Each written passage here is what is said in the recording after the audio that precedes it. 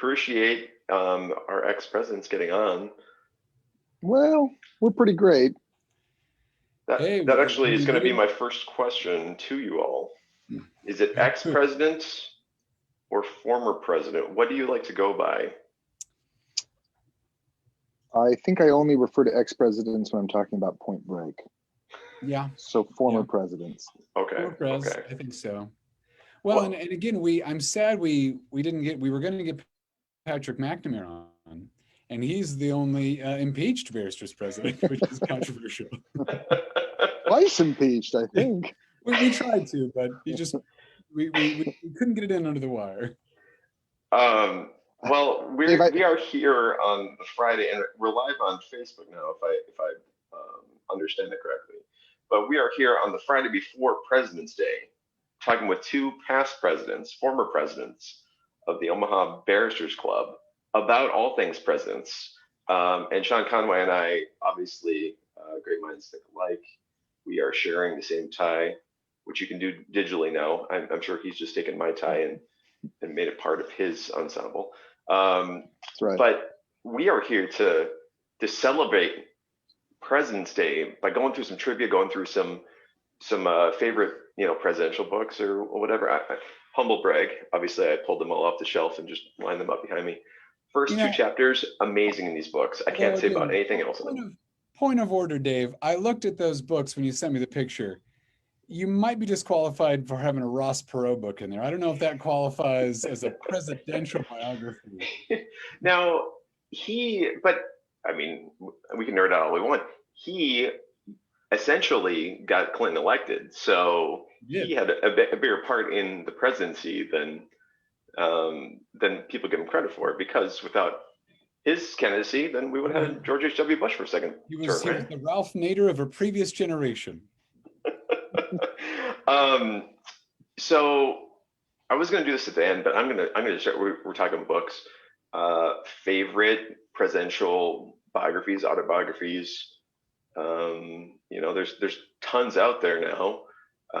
Any favorites that come to mind for you guys? I actually thought the topic today was curse words. This is about presidents. Did I join the wrong session? Yeah, we're doing the Nick Cage curse words thing from Netflix, right? Okay. Yeah. I think that's right. I'm sorry. Yes, that is the absolute next one that we're doing. Hold on a second. I'm not seeing this live right now. I don't know if we're actually. Are we recording this? If not, I'm going to switch to my computer. It says stop live stream. I don't know. Let's keep talking. Let's keep talking as I sit here checking our stream. This is one of the best bar talks we've done yet. Absolutely. Well, okay. So Dave, you had sent me a text. You told me to narrow it down to top 3 political biographies. Yes. And because I followed the rules, I narrowed it down to 5. Okay. So we got my first favorite, Destiny of the Republic, about James Garfield. Wow. Which, I mean, wow. Yeah. It's an amazing book, and it's kind of one of those. Nobody remembers him because he was assassinated very early. Nobody even knows he was assassinated or what his deal was. And the science that was developed to try to save his life by all these, like, it's just his whole story. Like, he literally showed up at the convention not supposed to be nominated for president, and he walked out of there nominated for president. And that's kind of the last time that ever happened, where just a random guy, he's like, yeah, we like this guy. And then we got The Passage of Power. That's the most recent Robert Caro book about Lyndon Johnson. Oh, it's like 6 volumes or 3 volumes. He's got 4 volumes, and he's been working on the last one for a decade, and he's pretty old, so maybe hurry up, Robert. But it's a great behind the scenes of not only his presidency, but kind of the Kennedys and their whole deal. Yeah. My personal favorite, The Man Who Saved the Union, about Ulysses S. Grant, and this is I mark my words, they're going to make a musical out of this. This is going to be the next Hamilton, because Ulysses S. Grant, like, it is not hyperbolic to say that he saved our country after Andrew Johnson and Lincoln and all that stuff. He did so much to save us from the Confederacy and all that nonsense.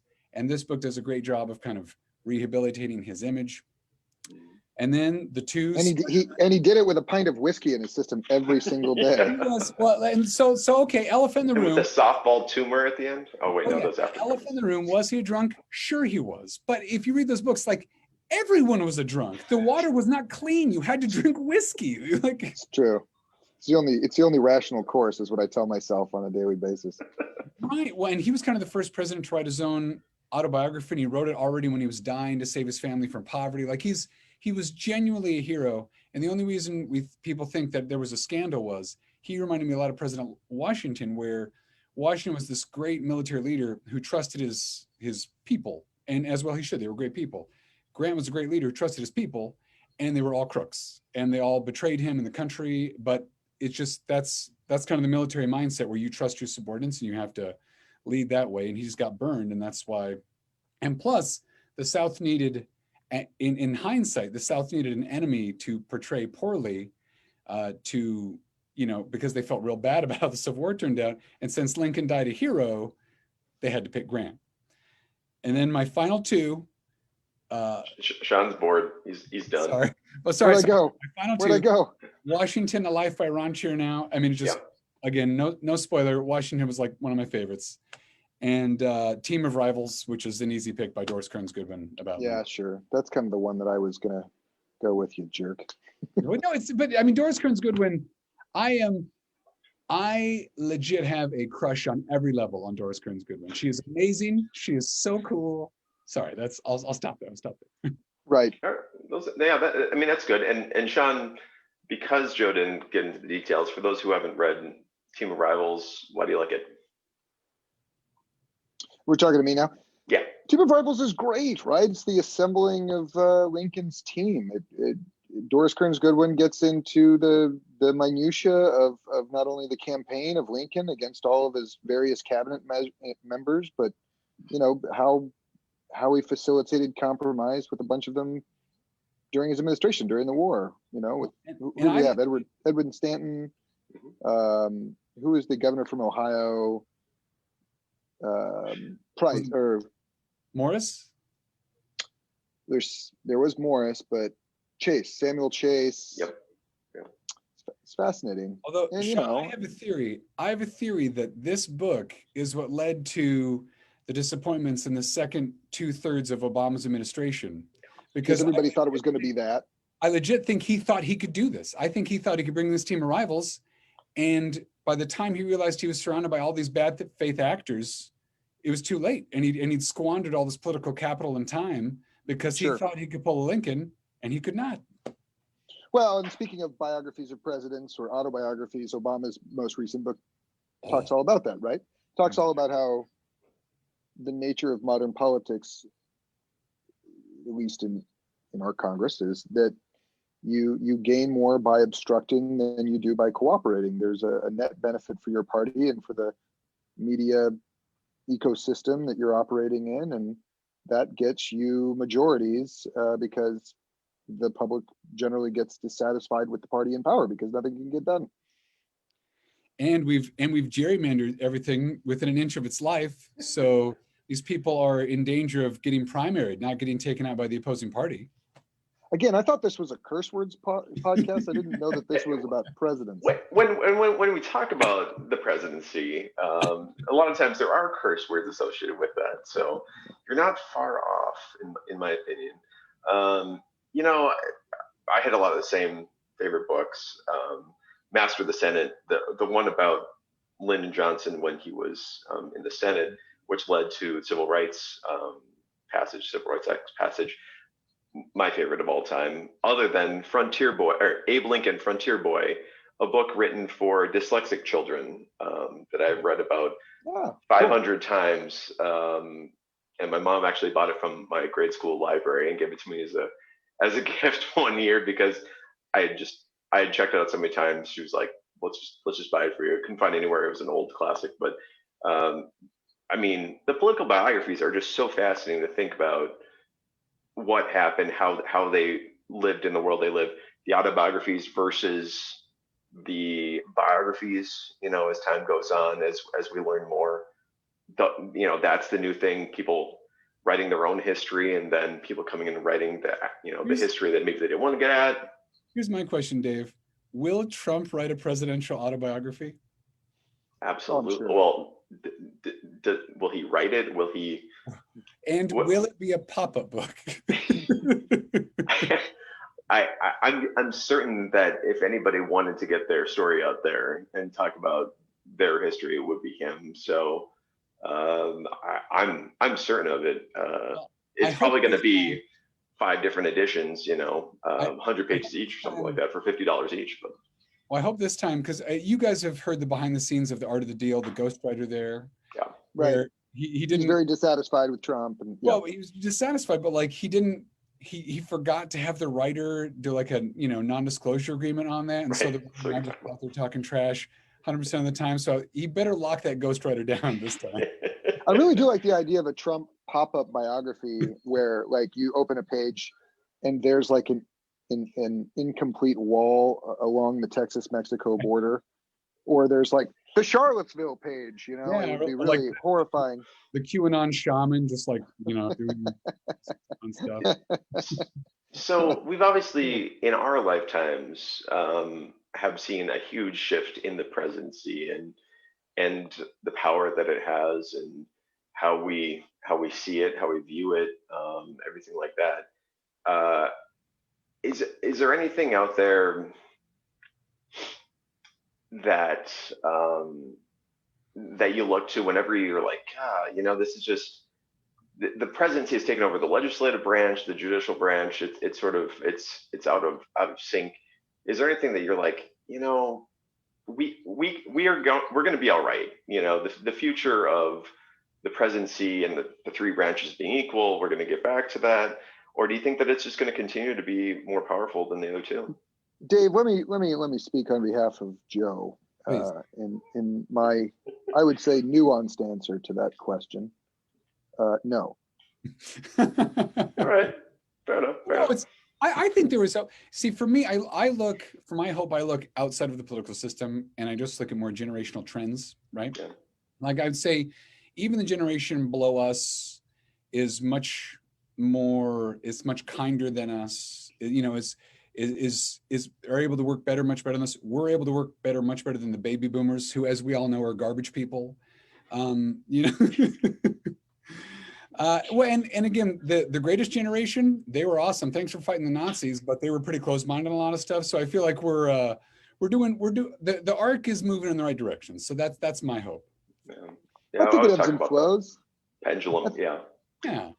Yeah, the Ginsbergian pendulum, as she describes, is the appropriate analogy for America as opposed to the eagle that we see. Oh, RBG, if only you had retired, said everyone.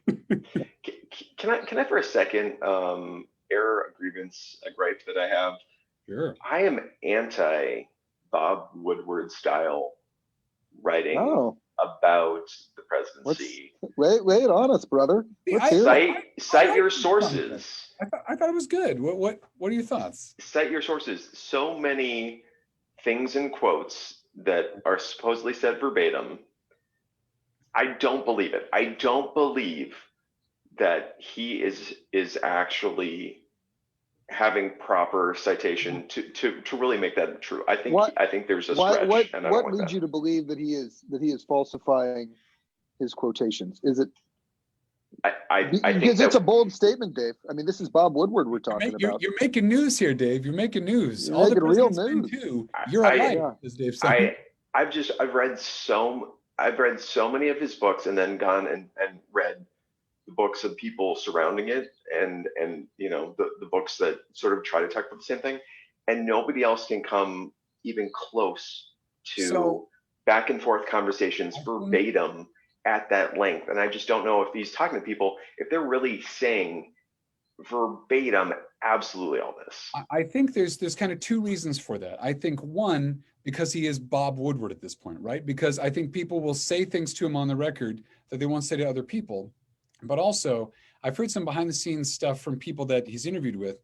And Bob, God bless him, he writes these books essentially as a hostage negotiation. He will go into the room and he will say, I already know A, B, C, and D. I just need you to confirm it to me. And if you don't, we're not going to have your side of the story. So just know I'm going to write this really crappy story about you. But if you don't at least come out and confirm, what you know and do your spin on it, there's going to be none of your take in the book. And he does that with a smile on his sweet old man face, but it is a straight hostage negotiation. Well, and God loved the idea of getting the truth out there. And at the same time, I know that it works against presidents in trying to get things done, because he releases the books during the presidency and sort of undermines some of what they do because of that. Obviously the Obama book that he did, that was just, there's a frustration, there's no momentum anymore. And then the story became that, and he was dead in the water. It was lame duck after that, it seemed like. So then just to go back to presidents and presidential biography for a moment, because I have an honorable mention of one that I particularly like, only because I think it more aptly describes, if you were to pick a president that is more like you than not, I think everybody would very much want to pick the noble ones, your Abraham Lincolns, your Teddy Roosevelts, you name it. And not that this person isn't noble, but he's kind of a crank, and he's someone who's very fidgety. And that's David McCullough's biography of John Adams. Yes. Just because he's sort of, he's a smaller man, Joe. No comments over there. And he's kind of wily. He's always pissed off about something. I agree that Adams' biography was great because, again, you see, he was the first coming after the god that was George Washington. Sure. Adams had a chip on his shoulder from day one. And I would say people even remember his son as president more fondly than him. I would say so. John Quincy Adams really did a great job. But he was a lawyer's lawyer. Like he God bless him in some ways. He really believed in being a lawyer through and through, and defending people that he certainly did not see eye to eye on, with the redbacks that fired on the people. And I just always saw him as like leading the valiant fight, but not necessarily the politically expedient one, right? Sure. And Paul Giamatti did amazing job. Look, if and Laura you Linney. were taking a movie by Paul Giamatti, you were not a rock star. Let's just say that. Well, and I'll tell you, I mean, I have some kinship insofar as I, as a criminal defense lawyer, represent some unpopular folks from time to time. John Adams represented the British during the Boston Massacre. I mean, I would like to say we're very much, we'll be remembered in history as very similar, I would say. Ooh, here we go, guys. First piece of presidential trivia. Let's get started right here. Yeah. All right. Which president popularized the word okay? The word okay had never been popularized before this president said it.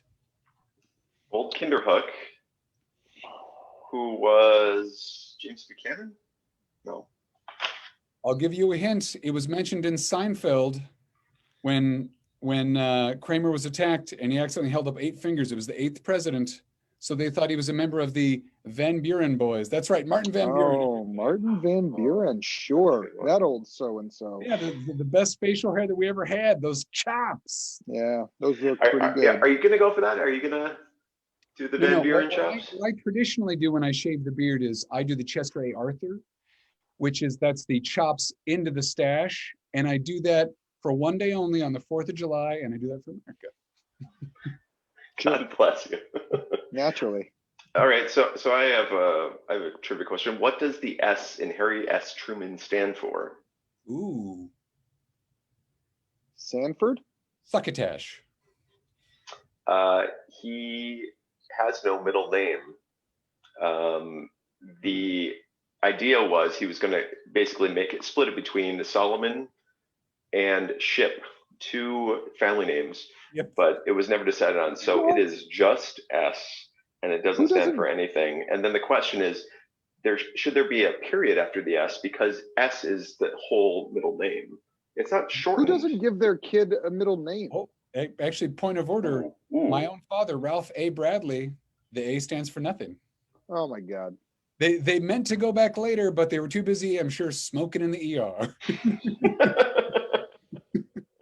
And those days, they got away with everything, didn't they? All right, another one for you guys. All right, lay some more on us. Lay some more trivia. This one could be a little bit easier. Which president served 2 non-consecutive terms? Oh, please, it's easy. It's Grover Cleveland. Yeah, Right. Grover Cleveland. That's what I was going to say. That's right. And he was split up by Benjamin Harrison. Oh my God. And he I should not be on this technically podcast. technically State Department memo says he is now the 22nd and 24th president, and so we have numbered correctly, and so we are now in 46. Fun fact Right. about Grover Cleveland, he was a monster. We'll talk about that later. Okay. All right. He was notorious. I'll just say this. In the papers of the day, there was many Cleveland babies that were found all around because of Grover's proclivities with the lady. Yeah, Sean doesn't want to hear any of that. No, it's too close to home. Oh my goodness. So who was the first president to actually be born in the United States? And this is sort of a lawyer technicality here, but who was I think the it was first? Van Buren. It was. You are. Yeah. Van Buren. Sean, you were late to the answer there. Joe got I'm it. not going to get a one of these. Okay. Which president was governor of the Philippines? Joe knows this. Oh, Governor of the Philippines? governor of the Philippines. I don't know if I remember this. Taft. Taft. I should have known. Big Taft. Big Tafty. And he was the last president to have facial hair while in office, guys. Taft. Is that right? Which state produced the most U.S. presidents? Virginia? I would say Virginia. Followed by Pennsylvania? California. Ohio. Ohio. 7 U.S. presidents from Ohio.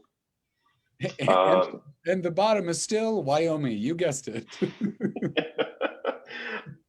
it, Wyoming. So when did the presidency and vice presidency not become that the first loser became vice president? The first loser of the presidency became vice president. Wasn't it? When did that Jefferson? change? I think it would be the advent of the. Well, no. My guess is Jefferson. No. It was after that. I don't know. 1804, which It was. presidency of, was that Jefferson? That might have been at the end of the Jefferson. Anyway, 12th Amendment to the U.S. Constitution, right? So that it wasn't your rival that became your vice I president. only remember that fact not from reading in a book, but because in Hamilton, Jefferson is giving Aaron Burr crap that like, oh, you're not going to be my VP. Yeah, right. Actually, now I'm reading the details, and that is exactly what happened. Yeah, absolutely. First vice president to ascend to the presidency. John Adams, right? I'm sorry. I guess Thomas Jefferson? Wow. My trivia is not correct. Do you mean by like death or something? I guess it's by death. This was written poorly. Well, it would be Andrew Johnson then, right? John Tyler. John Tyler. Oh, yeah, that would William Henry Harrison when he died like a dum-dum after 30 days. Because, long speeches in the middle of winter when you're being sworn in. Well, Dave, in fairness, at the time, he was the oldest elected president and wanted to show how hardy he was. And so by doing so, killed himself. Right. Those are all my questions that I had. I was really short on the trivia. I was 0 for 12. That's fantastic. I mean, we obviously know we consider ourselves as a profession pretty closely interested in the presidency and politics and government because, hey, look at all the lawyers that have become president. Look at all the lawyers that are in government, right? I've got one, boys. The only grandfather-grandson president duo. Grandfather-grandson. Nope. What do we got? But just the ones we were mentioning, William Henry Harrison and Benjamin Harrison, his grandson. Well, sure. Well, of course. Those Harrison boys. Well, and Benjamin Harrison, most famous for, that's right, marrying his niece. We'll talk about that off the air. Bad news. What are the odds that the South Dakota amazing landmark Mount Rushmore gets a facelift and we add somebody else to that? What say you to that? Oh, man. That's not Donald Trump, you mean? It quite possibly could be, right? I think That's what I mean. The odds go up significantly if it is. I think we leave Rushmore alone, but I think we start carving up other mountains, and but I mean, who on earth, like in this political climate, who do you like? Could we all agree on a person's visage to put on a mountain? I don't think so. So we went and visited Mount Rushmore this summer, little family vacay, and it's both amazing how long it took to create Mount Rushmore, but also just how short it was at the same time, right? Because like it was, what, 12 years, 11 or 12 years is what it took, right. Which does seem like an awfully long time, but it's really nothing considering that they carved literal faces into the side of a mountain. But I mean, look how long they've been doing Crazy Horse. I feel like right. Sandpaper on that thing. Right. Like I think like we have one nostril. I'm like, great, I'll be back with my grandkids. Like, so it's truly a great metaphor for America, isn't it? If we really, really want to come together and get something done, by golly, we're going to do it. Yeah. If it involves indigenous peoples, what's a few more generations? Right? Oh man, it's apparently what has happened in this country. That's true. Well, this has been uplifting yet dispiriting conversation, like usual. I have heard, speaking of presidents, we were going to try to have the sitting president of the Barristers Club of Omaha, the only two-term president on this, Doug Amon. Doug misread my text on the way to Bellevue, like you do, and so he is not on. But Barristers Club's coming back. We'll just do a little plug for that. We're gonna have some Barristers events later this year, the steak fry hopefully, and the softball game, and definitely have a Christmas party somewhere, show somewhere. So I think there may even date that's already like saved the date on the Christmas one. Our fearless leader Doug Amon already sent an email blast assuring us that Barristers is going to be back on schedule. We're going to have the Christmas show, like you said, the steak fry, the softball game, hoping that by summertime, everyone will have had their, that's right, Fauci ouchie, so that they'll feel much better and we can meet inside again. You've been waiting to use the Fauci ouchie line. Yeah, right here in the pocket. Yeah. Well, and as you know, the presidency is really a stepping stone. It has been for you two to bigger and better things. Yeah. Joe leaving that small firm Baird home for his own private practice. Yeah, I mean, and Sean Conway becoming the last name in an 11-name firm partnership. Yeah. Yep. Yeah. I mean, it was a long road, but I would say that the Barristers presidency certainly opened that particular door. Well, and Sean, can you answer this question for Dave and I? Is it true that Dornan, that you guys added a few extra names of attorneys that weren't even there so that you could seem even less impressive on the very end? Is that true? I think that, I mean, I don't want to confirm or deny that is in fact the case, but that is like most I was likely confused when I saw the name McGillicuddy in there. I didn't remember that being a lawyer at your firm. Van Buren? Who's Van Buren? Hey, naming something McGillicuddy for just, a couple $1,000 is totally normal. Like if you were a city in North Dakota and you had nothing else going on, absolutely. That's we have that to our name as North Dakotans, naming our city after a booze because they sponsored us. Dave, what you're saying, there's some places in North Dakota where there's nothing going on? Now I've heard everything. Other than booze, yeah, sure. All right, well, speaking of that, the weather is horrendous outside all North Dakota, and you guys have been great to be on a Friday. Appreciate it. I hope to read one of these books at some point in my future so I can talk knowledgeably about it. Right now, they just really make me look smart when we know I haven't gotten to them. So thanks, guys, for being on, and happy President's Day. Happy President's Day, Happy gentlemen. President's Day, gentlemen. Thanks. Bye. Bye. Bye.